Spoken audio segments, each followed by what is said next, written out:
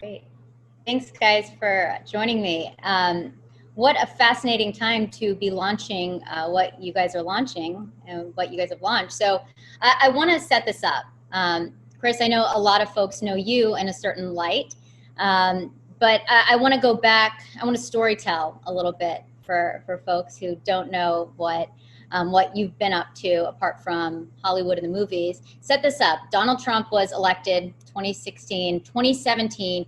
You come up with this idea for a bipartisan website.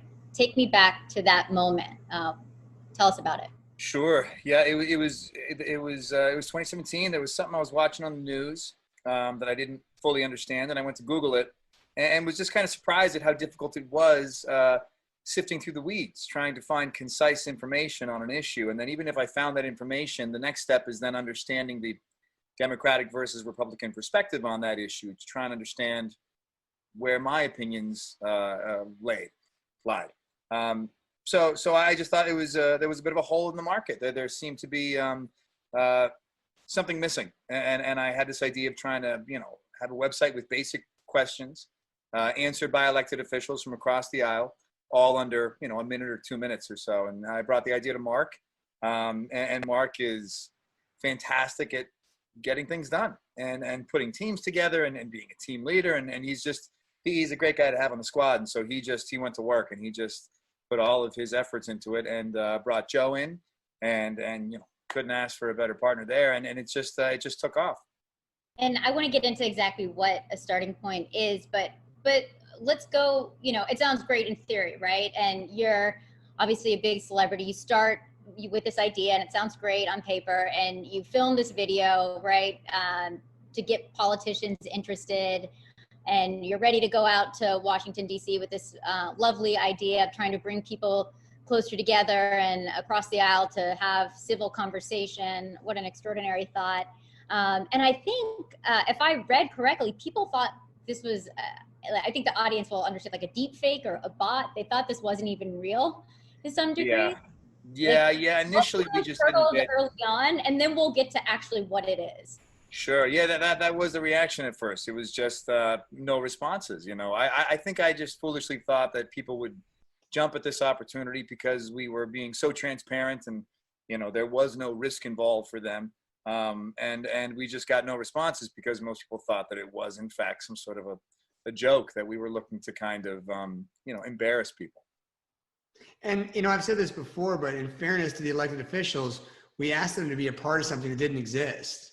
So there wasn't like an example we could show them. We said, trust us. We're just going to tape you asking you questions, and we'll use them in a really cool way that won't offend you. Just trust us. And I guess saying it back, it's pretty naive, but it made sense to us because we knew what our missions was. So it took a little while to earn people's trust. And Joe, how did you get involved with these two? And because your background is different, right? You have a tech background. Yeah. I started a medical technology company over 30 years ago. And I met Mark when Mark and Chris made the movie Puncture, which was kind of about our industry and how group purchasing organizations with the mega companies were blocking innovative technologies from getting to the hospital. So right after Trump got elected, I was talking with Mark and I said, look, I'm so frustrated. So few young people voted. I think over 5 million young people that could have voted did not vote. And yet the election was won by such a small margin. And I said, look, I've got 7,000 followers on Twitter. Chris and your friends have tens of millions. I wish we could get young people engaged. So Mark was thinking about how to do that with me when I think Chris had this great idea of how to go about doing it. So when Mark called, I said, yeah, I'm in. I want to help. I want to be part of this. And so Chris, break down how the site actually works. Because I think it's pretty specific. You guys shy away from likes, dislikes. I mean, just break it down. If folks were to go to a starting point now, what would they see? Sure. Well, I'll even walk you through the process of, the birth of the site, because it began. The site has 3 sections. Section 1 is starting points. Section 2 is daily points. Section 3 are counterpoints. And initially, the only idea was Section 1, starting points. That was the whole site for the first year or so, which was Mark and I came up with all of these basic questions. You know, what's the difference of Medicare and Medicaid? What's DACA? Common questions. And we sent all those questions out to elected officials, and the goal was to get at least 3 responses from each side. If we got more, so be it. But we wouldn't put the question up unless we got at least 3 responses from each side, just to have a variety of perspectives. And over the course of collecting these answers, we would just brainstorm every trip to DC, and slowly it evolves into Section 2, which is daily points, where elected officials, if they choose to participate, they can make a 60-second video on anything they want. You know, we just realized that a lot of people we sat down with had a lot of things they wanted to say that didn't fit into the questions we had for Section 1. And we thought, why deny this channel of communication? So Section 2 is ostensibly like any other social media feed. They can upload as many videos as they want on anything they want every day. Section 3 is counterpoints. It's basically our version of a debate. You know, I think we'd all agree that sometimes televised debates are great, but the inertia of the conversation moves off topic pretty easily and doesn't always circle back. With counterpoints, you have 2 elected officials who pick an issue. So it's up to them, whatever they want to debate. And you have this structured back and forth where each person gets a minute video to make their point. So then the person they're debating with sees the video, responds, posts it, then the other person sees the video and they respond. And you have this back and forth 2 times, followed by 2 closing arguments. And you know, we're actually still, the site is still evolving. Now we're doing something called ASP Chats, where we just kind of sit down, Mark and I, with an elected official and have a lengthy discussion. But that's the beauty of a site versus a film, where it, you know, a movie, when the movie's done, it's done, and you can't make tweaks to it. This is a living organism. We're gonna keep fixing this car while it's on the road.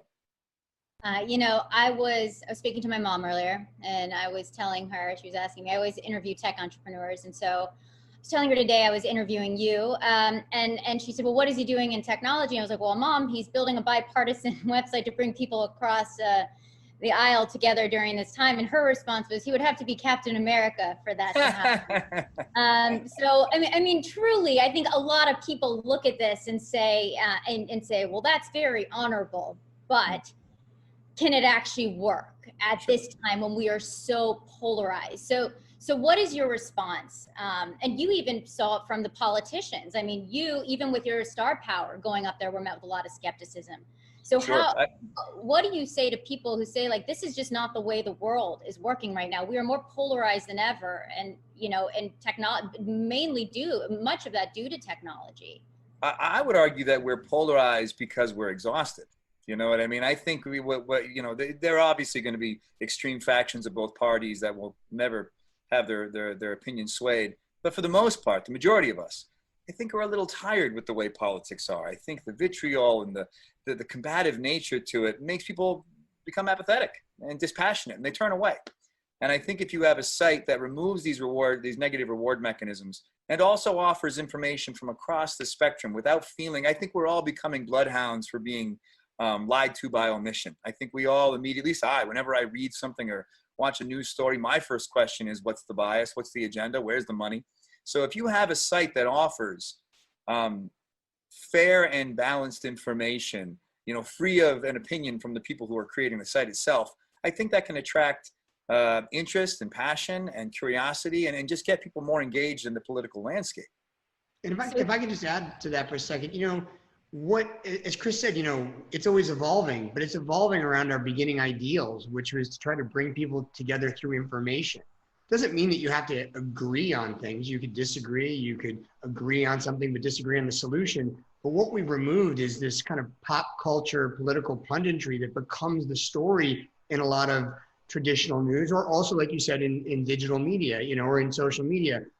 We really are doing everything that we can, and I can only judge ourselves based on the fact that people keep coming, and more elected officials from both sides of the aisle keep participating to use our media world to put the attention back on the issues themselves and to find the things behind these conversations that end up kind of stoking ire. You know, there's not really a place for that on our site. Doesn't mean that the elected officials agree. They might have a strong opinion that we may not agree with, but there's no mission or story that we perpetuate, because we're just not set up to do that. And I think, quite frankly, that's what people are craving, you know? Yeah, but your mom is right. only Captain America could bring out the bipartisanship uh, and have everybody want to meet with him. So I think it was really cool. I don't think the Hulk would have worked. I don't know if Iron Man would have worked. I think Captain America worked really well. Well, it certainly seems like we're in a moment where there is room for alternative channels, where there is a lack of trust in mainstream media. And there is what you said before, Chris, exhaustion. And people don't trust information and where it's coming from. So it certainly seems like an interesting moment to see different platforms pop up. You know, I'm curious to know what product, this is me putting back my tech hat on though, it's hard to build out these mechanisms, right? So what product decisions do you make to build a bipartisan site so you don't have you know, the negative engagement that we've talked about with technology that so many of these tech companies have run into that have led to some of these bigger problems? What decisions have you made and have you decided not to do when building the site? Sure. Well, one of the big ones, you know, no likes, no comments, no. I mean, truly, it's limiting the type of bomb throwing that you can get sometimes from the world of trolls. Some people are out there just to see things be torn down. So I think just trying to remove that alone, not only is a nicer landscape for the people who are coming just for information, but for the contributors as well. I think a lot of people on other social media platforms have to pick and choose their words carefully, or some deliberately choose, you know, keywords to activate those trolls. So removing that, you know, out of the gate, I think provides a place for more comfort and honesty. Yeah, I mean, one person's fact is another person's fiction these days. How do you balance, because now you're talking to politicians, like you're going into the Lion's Den, like you're going into DC. I got to give it to you. And I don't know, for folks listening, like I did the research, you know, this wasn't a celebrity endeavor where you did it from afar and you waved your magic wand. I mean, you really went in and got rejected a ton and you know, and really have done the work. And you said, and you did these interviews. So I would say, you know, how are you going to balance giving these politicians a platform and the spread of misinformation? I mean, this is something tech companies have had to reckon with in the time I've covered technology, and I've sat across from Zuckerberg, and I can tell you it's not an easy reckoning. So what ethics do you reckon with as you now become this more powerful platform? Sure. I mean, I can be aggressively honest here. We have 3 sections to the site, as I said, starting points, daily points, counterpoints. We fact check section 1. Section 1 is where we ask the questions and we get these minute answers with 3 answers from both sides. If something they say doesn't check out, it doesn't make the site. Daily points, which is more akin to standard social media feeds where they can upload videos as often as they want. We do not fact check. So it's incumbent upon them to be as honest as they would in any other social media platform. If we did, I can see that we may come into some of the same struggles that other platforms, you know, come into. But it does feel good to at least have one part of the site that we say, we can guarantee you section 1 is going to be airtight and everything you get there in terms of information is going to be valid. Mark, you want to jump in there? Well, I was just going to say, but also, you know, we're very focused on a specific arena.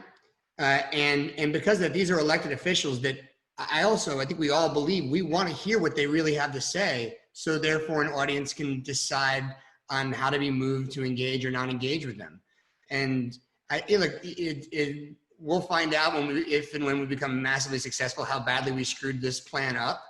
But, you know, it's a balance of a long leash on one side and the free market of information on the other in a focused arena. But they're not rewarded for, you know, for negative hyperbolic finger pointing. It's just not what people come to us for right now. But, you know, do people say things on our site that, you know, maybe are a point of view that we might not personally share? Absolutely. Oh yeah. But I want them to say that. We want to hear what they have to say. People can then go back and then make informed decision whether people feel that you know, they should stick around or whether they want to do more work on their own to find out what the thing they're talking about means. The thing that's most important, I think, about our site is we try to focus it on subjects. So they're talking about bills most of the time. They're talking about legislation. They're talking about things that we're trying to bring adroit tangibility to, so people can feel like the things that seem opaque actually have like meaning in their lives and therefore will be engaged. You know, over the last month, as I'm part-time with a new project, 60 Minutes has launched, and I spent time with militia groups and QAnon and all sorts of different folks. And I think it's so easy to make things black and white and forget nuance, especially in some of in the way that even we present news sometimes.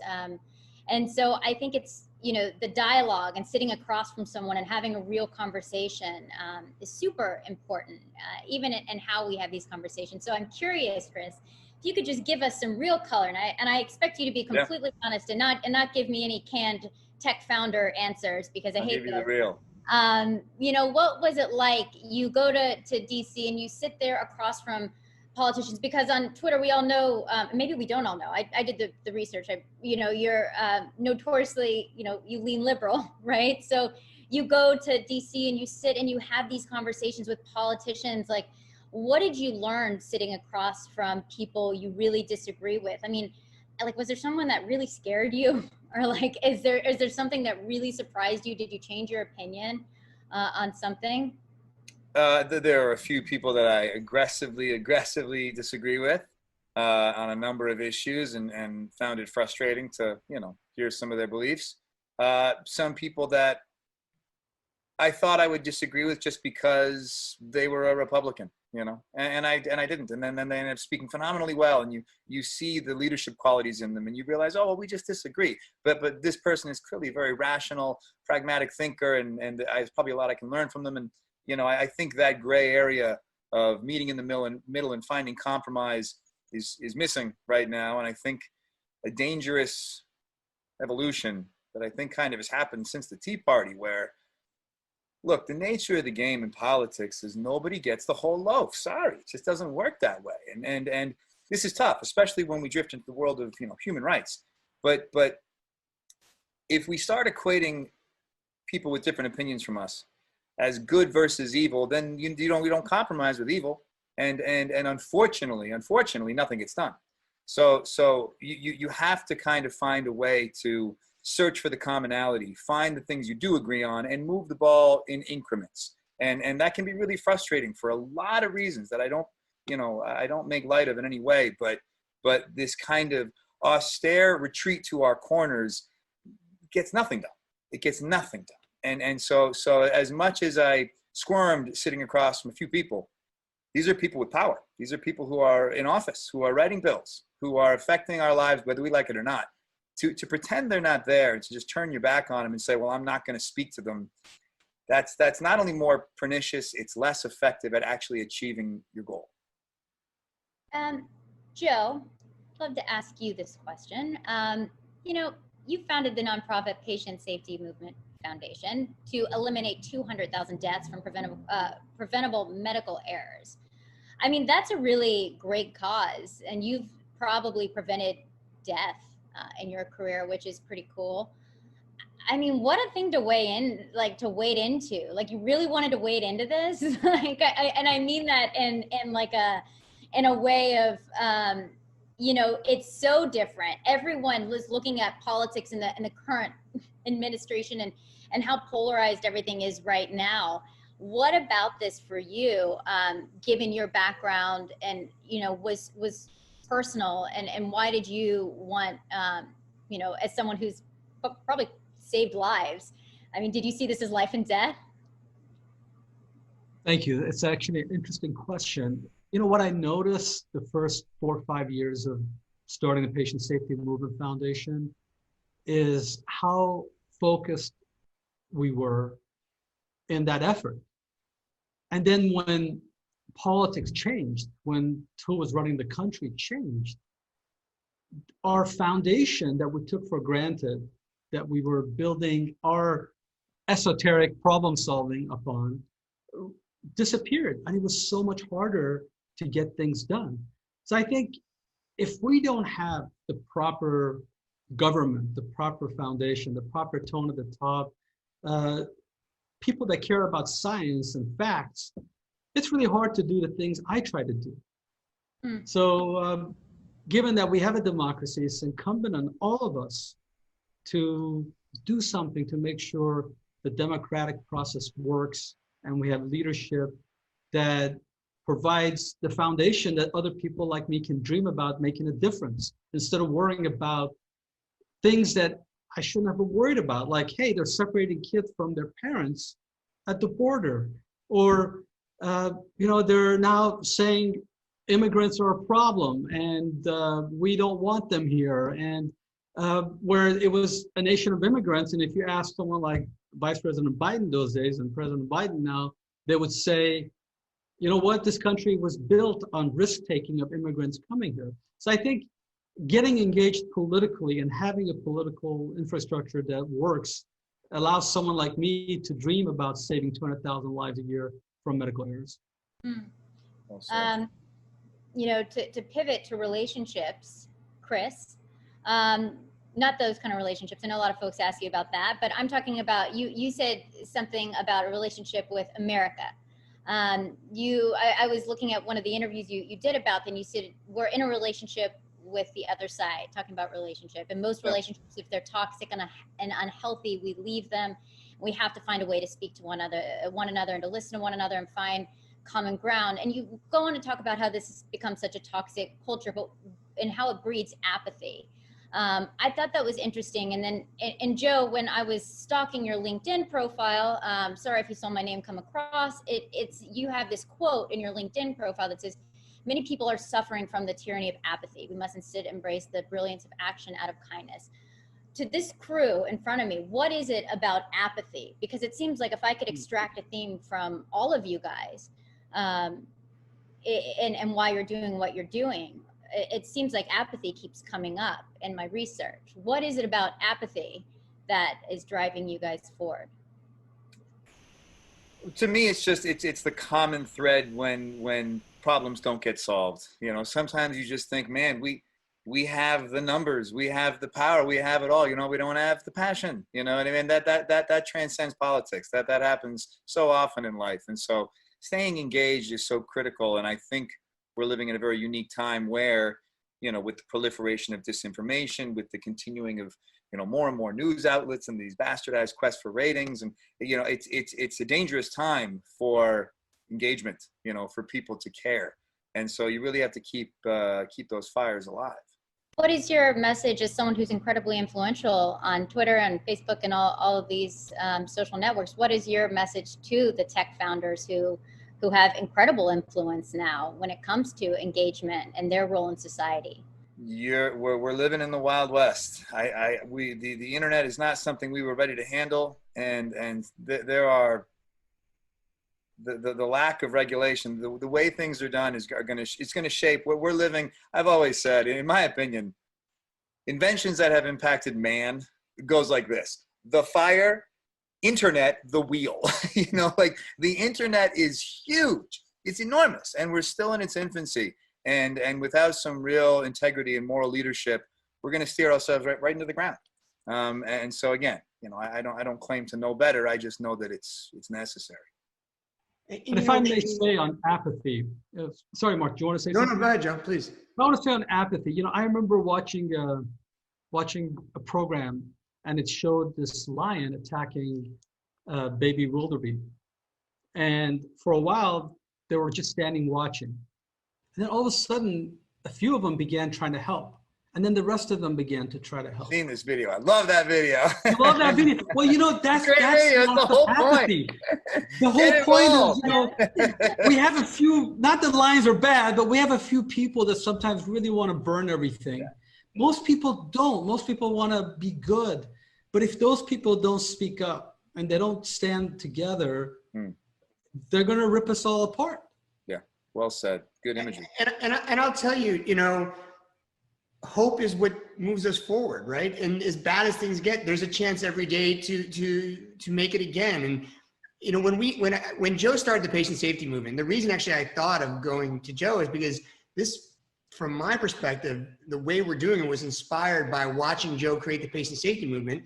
He would go to DC and take something that's seemingly divisive, which is things dealing with the medical industry, and just say, we just want to save these people's lives and we don't want to make anybody wrong. And so to do that, every time he would go, I remember the first time you went, and I was fortunate to come with you, you sat with Barbara Boxer, and then we went across the hall and we sat with Orrin Hatch.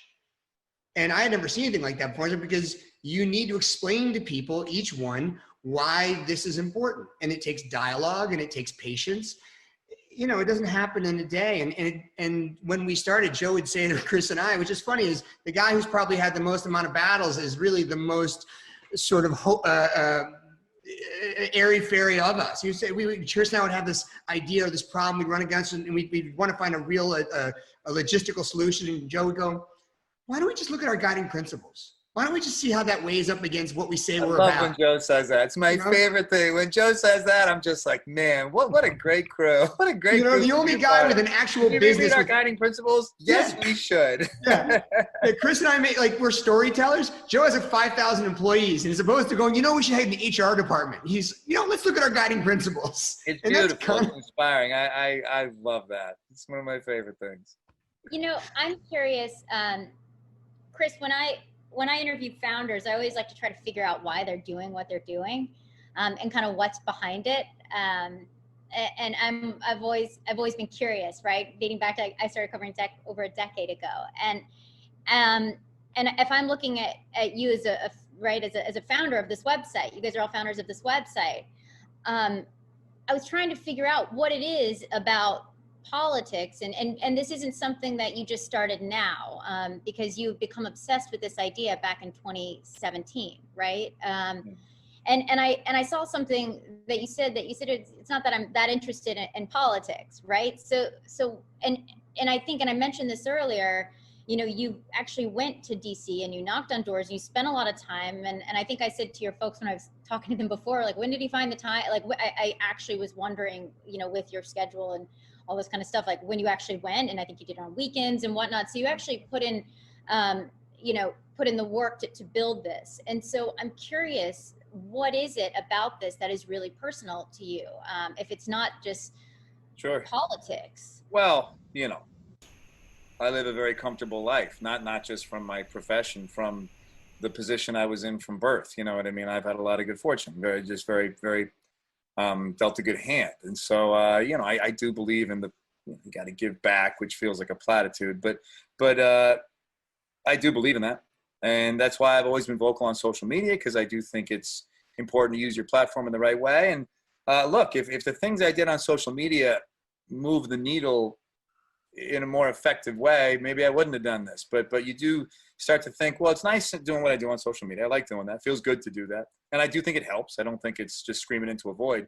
But you are, talking to an echo chamber, and the people who believe what you believe probably like it. But, how many minds are you changing? And that's the goal, really, to try and open eyes, or just maybe not change minds, just remind people that their minds could be changed, because I think we're drifting away from that possibility as well.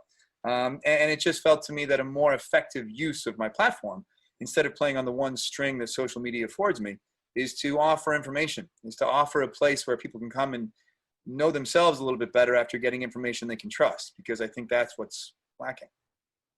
You were asked this question before, but I'll ask it again, because, I don't know, maybe you'd answer it on this Zoom call as opposed to with Bill Maher. Would you run for office? It certainly seems like a lot of folks would run these days that have a political background. I mean, all the other Zoom boxes are laughing. So I don't know. Would you? Seems like a lot of work. I don't know. Hopefully it doesn't get to that point where I feel the need to. Yes. They always said that when we were in DC and we would talk to elected officials, they all said that, what was the real gushy, the good job was mayor, right? Everyone said that the good job to have in politics is mayor. They highly recommended it. Yeah, that seemed to be the universal consensus. I don't know. I mean, look, it's tough too. I think more than any other profession, people love to armchair politic and just kind of say, this is what you should do. And I'm sure when you get there, this idea of compromise is crushingly real. And that can be tough, so I'm not sure if I have the stomach for that, because I think you become cynical quick, you know what I mean? And I like being, idealistic and hopeful. And I don't know. I think I'll probably try and find other ways to help. But also, Chris, you'd have to leave your house a lot more to do this. Mark knows, not really your thing. I never leave my house. Tell you what, if I could run from my house, Great. Hey, Joe Biden did. I just don't want to have to leave my Like house. that's the very govern- 2020. If I understood correct, it wasn't a complete no. But not a yes. No, I guess it's, you never say never, but you know, the truth is, and this isn't even just like, you know, trying to be fake humble. I don't know enough, you know, and I would never, I can't think of an office that I would disrespect enough to assume that I could waltz in and do it. So I'd have to put myself through some sort of class first, but right now I don't think I have the tools. All right. Well, we got to wrap it. So last question. If this is a starting point, guys, what's the end game? What's the end game? I mean, you know, that's a moving target too. You know, as we started this, you know, it's fun to get excited about all the ways that ASP can be utilized. And for me, I think it's really, I'm excited about the idea of getting into schools, some sort of long-term deal, because it really is. I talk to a lot of, both of my sisters are teachers, and I continue to hear how useful it is in classrooms. Because I mean, I took all types of political classes when I was younger, but nothing that really offered what, you know, humbly, what I think ASP offers. And can I just add to that real quick, Laura? I know we have to wrap it up, but you know, we made this great partnership with the Close Up. And so we've been working with high school students across the country, and we've signed up 2,400 high schools next year to start using our program with. We now started working with Bridge USA through colleges. And so it's been a real intentional mission to take the technology, our access, and our what we're doing in elected officials, and bring them directly to those students. Yeah. That's really the near-term goal, broaden Yeah. ourselves that way. Mm-hmm. Great. Guys, thanks so much. I'm going to send it back to Web Summit in Lisbon. Thank you for being here. Thank you. Good one, Laurie.